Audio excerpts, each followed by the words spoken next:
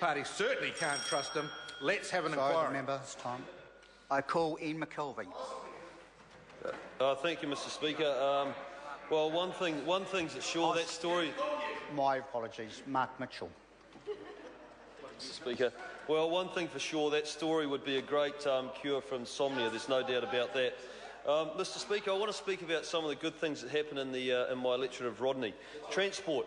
Investment continues in the design and construction of the Puhoi to Wellsford Road of national significance. This road is extremely important to the people of Rodney for regional economic growth, reducing congestion, improved safety and reliable journey times. I'd invite any of the members opposite to come to Rodney and visit and see just how important this is to the people of Rodney and Northland. In health, Mr. Speaker, in Rodney, 4 midwives and 36 nurses have registered to work in hard-to-staff specialties or communities in the Waitemata DHB area through the government's voluntary bonding scheme. This is an example of Rodney directly benefiting from National's voluntary bonding scheme. Mr. Speaker, in education, the government has set a target of 85% of 18-year-olds school leavers attending NCA Level 2 or above by 2017. In the final 2011 figures, Rodney had 771 school leavers sitting NCA Level 2 or above, with 624 attaining it. That's an 81% success rate. To reach 85%, our electorate will need an extra 31 students attaining NCA Level 2. Working together, we will achieve this. The ultra-fast broadband, Mr. Speaker. From July 2013, the following Rodney schools will have ultra-fast broadband: Red Beach School, Stanmore Bay School, Whangapraia School, Whangapraia College, Kingsway College and Maharangi College. By the end of 2015, 97.7% of schools and 99.9% of students will have access to ultra-fast broadband. Mr. Speaker, when I was privileged enough to be elected as a representative of the people of Rodney, I understood clearly that my life and that the life of my family was about to change. With the responsibility of providing leadership and advancing and protecting the interests of my communities also came the acceptance that my life, actions and character would be subjected to a high level of public scrutiny and require a high level of transparency.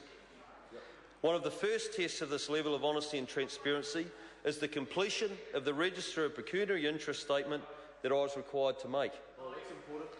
Every parliamentarian understands the importance of this document. It is not a document that you take 10 minutes to complete.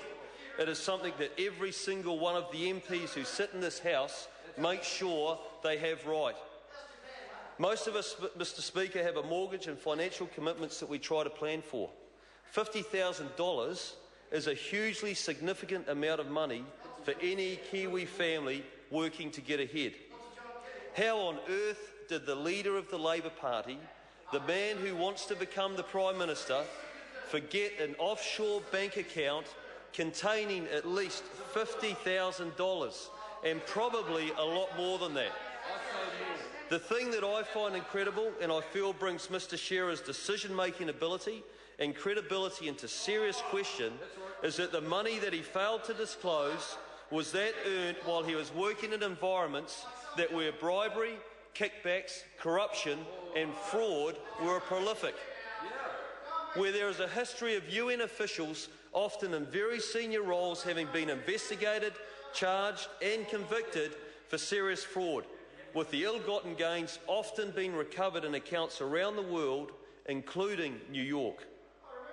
I have stated publicly and in this House previously that I recognise and respect the work that Mr. Shearer has done around the world in delivering aid, something close to my own heart. But he has shown a stunning lack of judgment by failing to declare this account not 1 year, but 4 years in a row. Once you could forgive, twice is harder to ignore, but 3 or 4 times must bring into question intent. The Leader of the Opposition must consider that he has failed to disclose money that he has put into an offshore account that was likely to have been deposited while he was working in conditions where there are regular accusations of kickbacks and bribes. If he wants to remove doubt, then he must be prepared to front up and explain. Mr. Speaker, finally, We've been caught in a global economic storm for the past 5 years.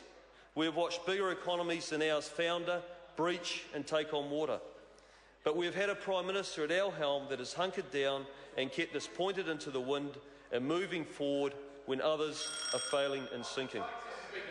Sorry, the honourable member's time has expired. Mr. Speaker, what an outrageous